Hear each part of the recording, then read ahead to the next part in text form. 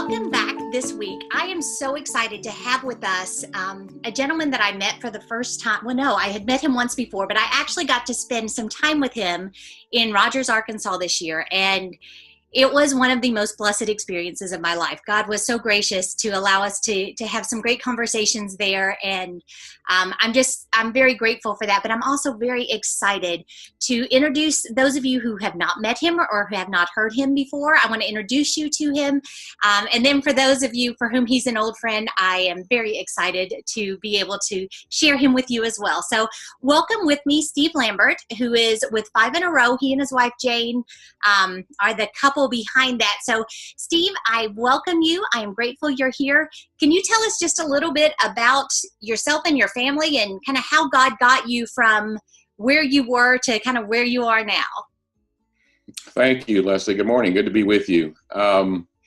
Jane and I began homeschooling in 1981, and it was something that at that time we didn't really know anybody who'd ever homeschooled, and it was just something that the Lord kind of laid on our hearts, and Jane brought it up first, and I asked all the obvious questions that every husband asks, and are you kidding, and how can we do that, and is it legal, and all those kinds of questions. But we began a journey that we had no idea would take us all the way through high school with our daughters, and now our 7 grandchildren are all being homeschooled, and so it's turned into quite an adventure. And along the way, Jane began providing materials and resources for girlfriends who wanted to know, how in the world are you doing what you're doing? And that evolved into the product that we now know as 5 in a Row, which has been on the market now. Well, next year will be our 25th anniversary. We'll be celebrating 25 years in the homeschool marketplace and out talking and sharing with people. And so, of course, we had no idea, but we just kind of stumbled into it, but God led us along the path and was gracious to us. And so it's been quite an adventure, a lifetime adventure, really, as we approach the age of 70 now. Wow. Well, starting in 1981, I would imagine the landscape in homeschooling was significantly different than it is now. For a lot of our families that are watching, they are even younger than me. I don't know when I became one of the, Titus 2 moms that's reaching down, but we have a lot of young moms. Can you give them a little bit of idea of how the landscape is different in homeschooling now? Yeah, it really has changed dramatically. As I said, we didn't know anybody who'd ever homeschooled. My wife heard about it somewhere, and I don't even know how she heard about it. But at that time, there were questions about the legality. We ended up being investigated by social services, had to appear with an attorney before the school board and represent ourselves. And, it was quite an adventure. Jane used to say that the only place, between 8 and 4 that you could be out in public was the cemetery. And in fact, she would go quite often. We had a beautiful big cemetery near us with lakes and ponds and trees, and she would go there, and none of the people who resided there ever complained or asked any questions about our children. So she would go and do sometimes if they wanted to get outdoors during the day. But we had to come up with our own materials. There really was nothing in the way of curriculum. There were 2 or 3 major Christian school publishers at that time, but they would not sell material to homeschool families because I think it endangered their bread and butter of Christian schools. And I understand that. So we largely came up with our own resources, our own materials, trips to the library. And out of that evolved a teaching methodology and a practice that became 5 in a Row. But it is so different today with just so many resources, almost an abundance of riches, that it's difficult. I think it's kind of overwhelming for young moms today to sort through all of the options and curriculum and programs and philosophies of education and groups and co-ops and just resource centers. So many options out there that it can be kind of overwhelming. And Jane and I have often said, when we walk into something like a Teach Them Diligently conference in the convention hall, I say, what would you do if you were brand new and you walked in here today? And she said, I'd probably just give up and put my kids back in school because I wouldn't even know where to begin. And so it's a very, very different experience, but a great opportunity for homeschoolers today to pick and choose among all the wealth of resources that are available to us today. Well, as you know, our heart is to really preach the foundation of why we would do this in the first place. And I think that's one of the things that gets lost sometimes in the plethora of resources that we have available, because it's like going into a candy store. You can pick and choose and do all these things, but I know your heart is the same as ours in that foundation. How can we, with all of this stuff available, really keep it simple and keep it focused on why God called us to do this in the first place? And what are some, I guess, practical ways that you've been advising people to do that, to keep your focus right so that your decisions are made within that mission? Yeah, great questions. The journey that we began years ago was mostly, first and foremost, about developing relationships with our children, developing a firm foundation in Christ, developing a strong family relationship. And along the way, obviously, we had to incorporate academics. Today, it seems like academics have become the focal point. And so all the focus is on how do we measure up against public schools and how do we measure up against standardized testing. The reality is that tutorial education, if you've got one teacher to one or two or three or four or five children, it is so inherently efficient that even if you're not particularly good at it, your kids are going to do fine academically, as opposed to the diversity of a classroom where one teacher is dividing her attention among 25 or 30 students. But the temptation has been exacerbated by things like Pinterest. And so we see homeschool moms post that once in the month or once in the quarter or even once in a year, incredible day that they had with all the great experiences. And so homeschool moms who are in the trenches look at that and they think, oh my gosh, this is what it's supposed to look like every day. But that's not true. And if you've ever invited guests to your home, chances are you probably cleaned up before you had a big dinner party. If they walked into your home on any normal day, it might not look quite as presentable as it did when you had 8 guests for dinner. So the temptation is to jump ship, to constantly be trading this curriculum for that, to constantly be measuring ourselves against the performance of public schools or standardized testing. The reality is that study after study after study has shown that public school kids in general do 15 to 20% worse than homeschool kids. Homeschool kids excel socially, academically. That's really not an issue. But the decision that we all make and the decisions that we make again and again and again throughout our homeschool careers are always based on either faith or fear. In fact, that's probably true of much of life. Every decision that we make that's based on fear almost inevitably produces bitter fruit. So if we're afraid of our kids being in a public school, or we're afraid of their influence, or we're afraid of falling behind, or we're afraid that somebody else's child could read at 3.5, that produces some kind of negative results in our lives, and we become frantic and not focused and not Holy Spirit driven. When we base our decisions on faith, knowing that the one who's called us is faithful to get us to the finish line, that's the bottom line. And that was our beginning. That was our foundation, was no answers, no direction, no idea what we were doing, but a faith in the reality of the one who called us, that he's been faithful, whether he's calling you to get in the boat and go to the other side in the midst of a storm with fishermen terrified that they're going to drown, or whether he's calling you to the even deeper waters of homeschooling. The reality is that the one who's called you is faithful to get you there. And so anytime you find yourself frantically jumping around, or frightened about the future, or uncertain about your choices, or jumping ship and going from curriculum to curriculum to curriculum because it's the latest hot thing, you need to slow down, center, focus, and realize this was never my idea in the first place. This was God's idea. Most of us are what my friend Heidi St. John calls unintentional homeschoolers. We never set out. It doesn't make a lot of economic sense. It doesn't make a lot of sense in a lot of ways. But for 99% of us, we're here because the Holy Spirit, the same God that said, let there be light and let the waters be separated from the firmament, the same God that said Lazarus, come forth, is the God who said, touched our hearts, turned our spirit in an unexpected direction and said, why don't you think about homeschooling your kids? And if that's true, then you can absolutely rely on the faithfulness of the one who invited you to go on this journey. And that self-centering thought, a God-centered thought, will keep you from lots of wrong paths and fear-based decisions along the way. Well, I know that, I have a little bit of a rear view mirror now. Camden, my oldest, has graduated. He started college. And probably of all the ones that I felt like I was moving an elephant, he's the most elephant of the elephants. And there were so many days where I just cried out to God, I am failing. God, I'm ruining him. I am doing all of these things. And yet now I stand before a young man who is rapidly studying his Bible, who desires to please God and serve others and show God's love to as many people as he can. And I realize that God was weaving this tapestry and was growing him in such a way that I just stand in awe. And the fact that God allowed David and I to kind of have a front row seat to watch all of that is awe inspiring as well. You have a much larger rearview mirror than I do, obviously. So, what were some of the things, you mentioned how we can get frantic and we can get so concerned and tied up in these ideals all around us. Am I preparing him for the SAT? Will he be able to get into college?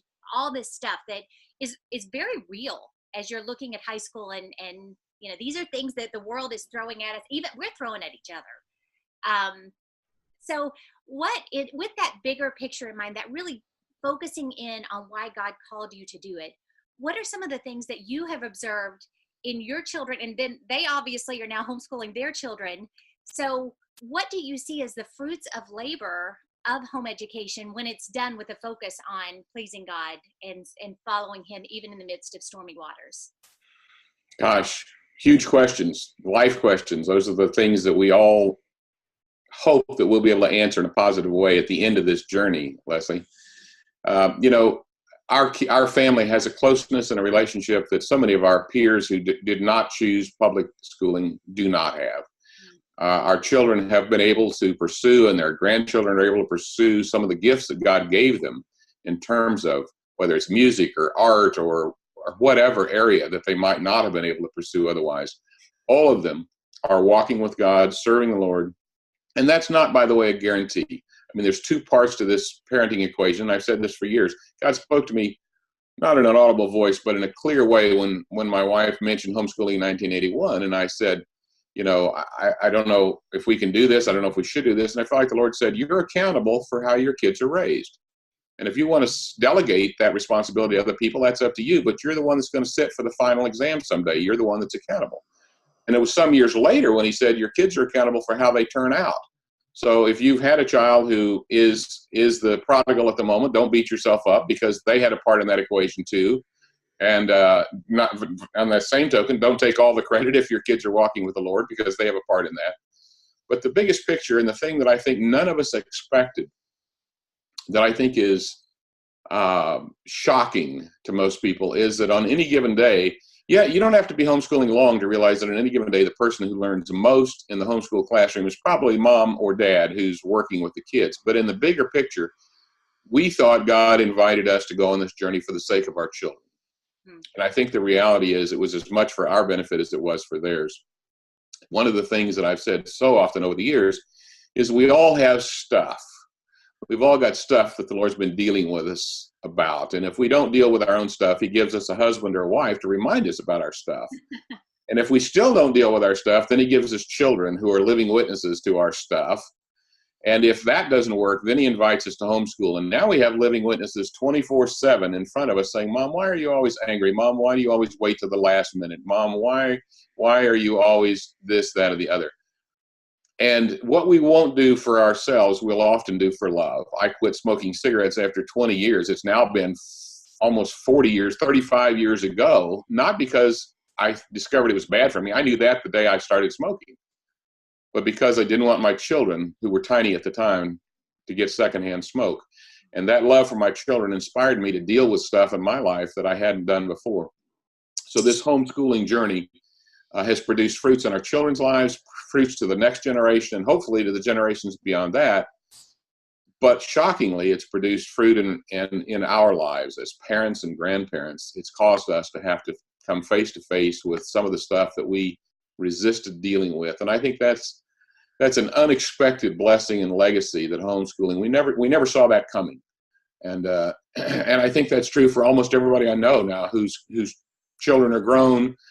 They realize our life would have been very, very different, not just in terms of how we spend our day-to-day time, but in terms of who we are as adults, who our children became, who we are as a family, the mark and the legacy that we've left in our community and our church and the families around us, and hopefully a blessing and a legacy that goes on for generations to come, that we made a courageous choice, faith-based decision, and did the hard work of homeschooling. And it is hard. I mean, there's no question about it. As Heidi St. John says, it's the best, hardest thing you'll ever do. But the blessings go from generation to generation. We're just beginning to see the ripples now to the third generation. But it's such an incredible legacy that we leave in our own lives and the lives of those around us. Yeah, amen to all of that. I was really, really struck. Steve and I didn't talk about this at all. He had no way of knowing.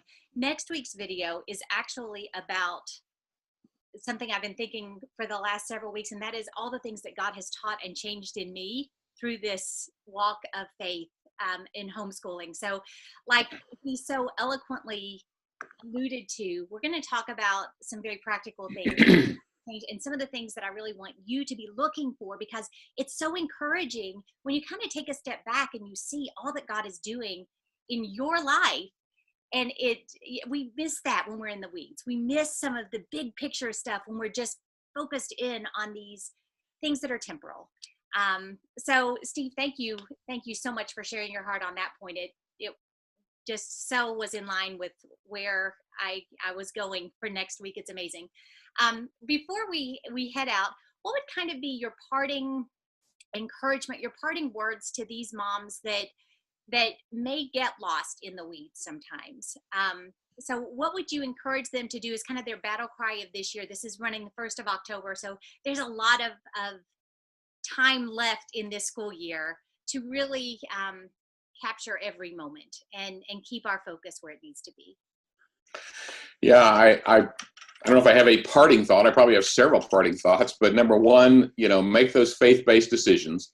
Don't let fear rule. There's lots of questions that we have that only God knows the answers to. And it's shocking how often he will answer those in the most unexpected ways in the years to come. And you'll look back and go, man, I never saw that coming. That came out of left field. And God, I spent so much time worrying about that. And God had that thing sewed up from the beginning. Number two, I saw a quote recently to the effect that Jane and I love England. We've spent a number of weeks there over the past few years. And one of our favorite places there is the library at Oxford University. And you walk through and there's bound leather volumes that are chained to the tables for the kings to read, dating back to the 1100s.